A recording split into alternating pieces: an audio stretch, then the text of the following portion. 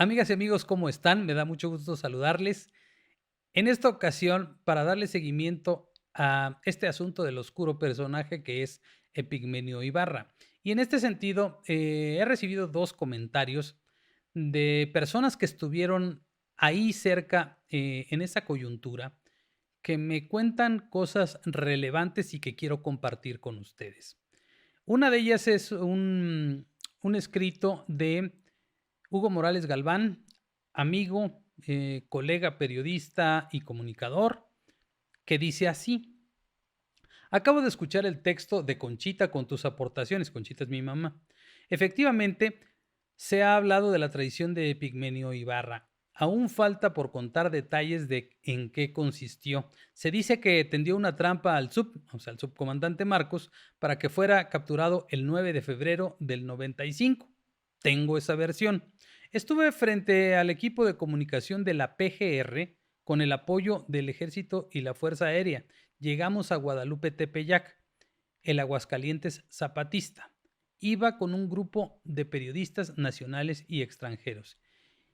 Y lo que encontramos fue una comunidad cuyos habitantes huyeron al escuchar el sonido de los helicópteros, las camas recién descendidas, el fogón caliente, el café todavía humeante, los juguetes tirados, chanclas de plástico y zapatos sueltos.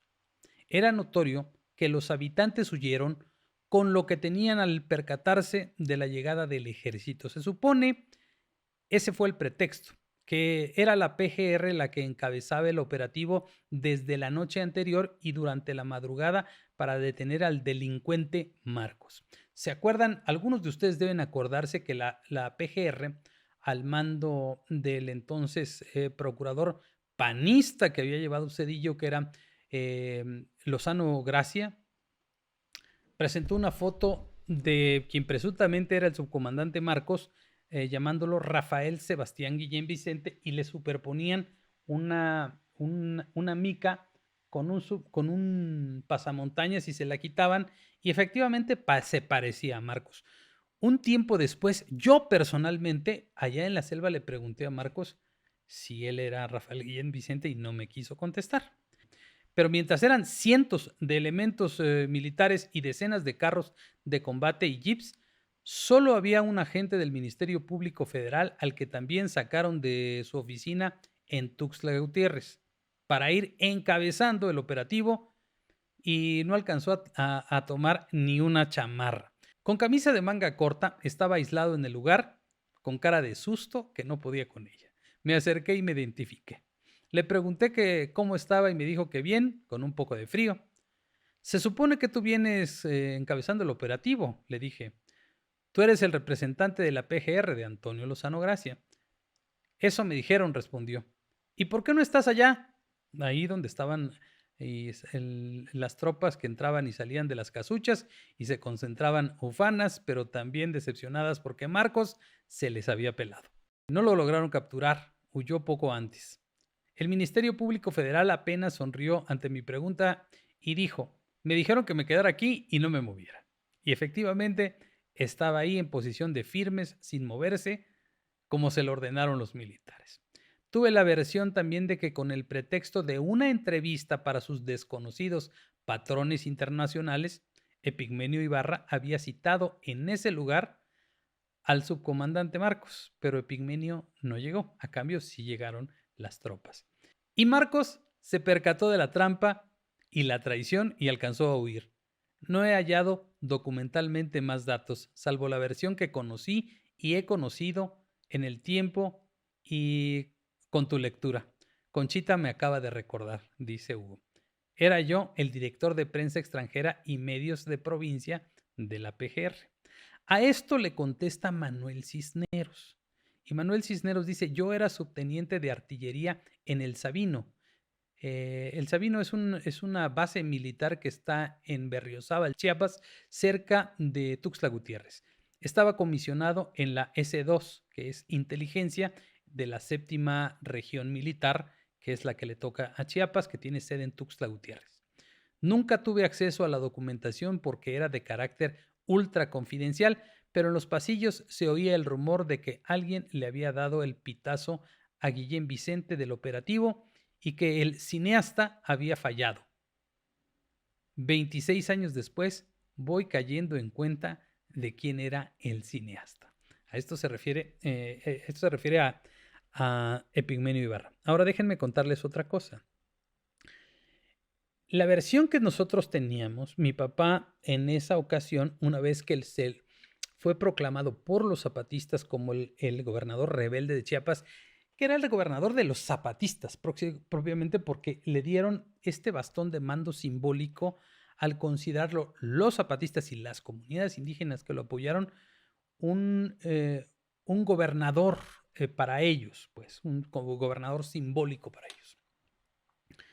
Pero tenía esto que era la Asamblea Estatal Democrática del Pueblo Chiapaneco, que entre otras cosas exigía pues la aclaración de esta contienda tan inequitativa que había sido en contra de Eduardo Robledo Rincón, el padre de Zoé Robledo, justamente, que siguen siendo priistas, y a quienes debemos el atentado en el que fallecieron 3 personas, que ya les había contado en alguna de mis intervenciones anteriores. Bueno, mi papá fue candidato a gobernador de Chiapas en el 94, impulsado por las comunidades indígenas y por las organizaciones sociales de Chiapas.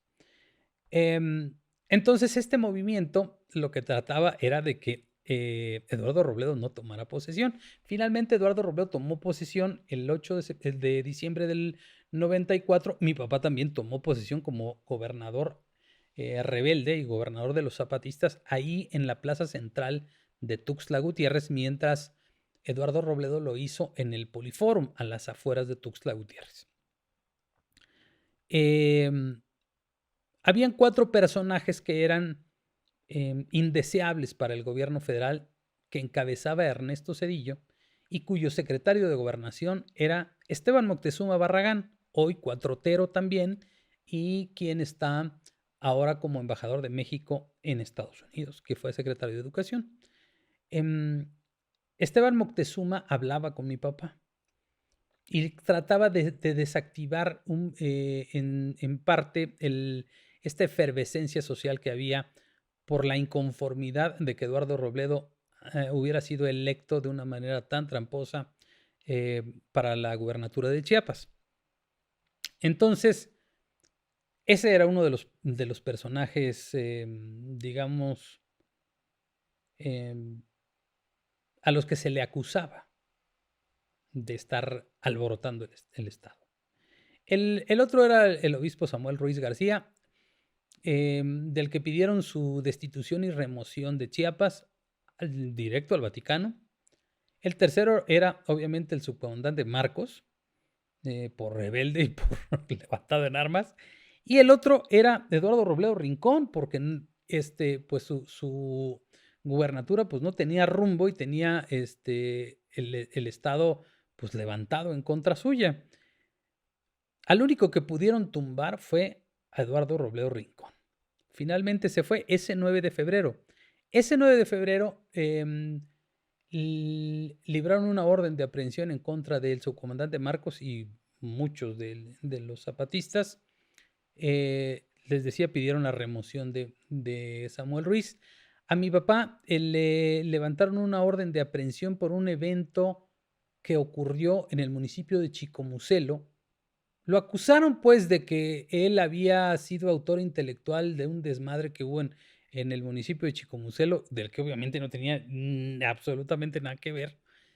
Y Eduardo Robledo, pues ya sabemos, ¿no? Finalmente eso fue lo único que pasó. Eso es a lo que le llamaron la traición de Zedillo, porque Zedillo lo que estaba buscando a través de interlocutores como Epigmenio Ibarra, se supone, y como Javier Elorreaga, que era después se convirtió en el líder del FZLN, que eran el Frente Zapatista de Liberación Nacional, que se supone que iba a agrupar a la sociedad civil que simpatizaba con el ZLN, que luego la terminaron disolviendo. Ese es el personaje oscuro que está ahí, que se llama Epigmenio Ibarra, del que no sabemos ni siquiera dónde nació, si es mexicano o no, para quién trabajaba, si era corresponsal de guerra, no sabemos para quién trabajaba. no hace como otros periodistas de poner los medios en los que trabajaba, solo sabemos que hacía telenovelas y narcoseries y eso es lo único que sabemos, pero seguramente habrán otras personas que vean este video y que nos cuenten más cosas. Pues nos gustaría saber un poco más de la historia de este personaje, porque el día de hoy parece ser clave para esta autodenominada cuarta transformación. Hasta aquí esta segunda parte del relato y luego les cuento qué pasó después del 9 de febrero con todo este movimiento y pues todo el caos que vino después con los diálogos. Muchas gracias, les agradezco siempre que estén aquí, que compartan este video, que sigan este canal. Ya somos más de 9000 en esta comunidad y espero que sigamos creciendo. Les agradezco y les mando un abrazo y nos vemos en el próximo video. Gracias.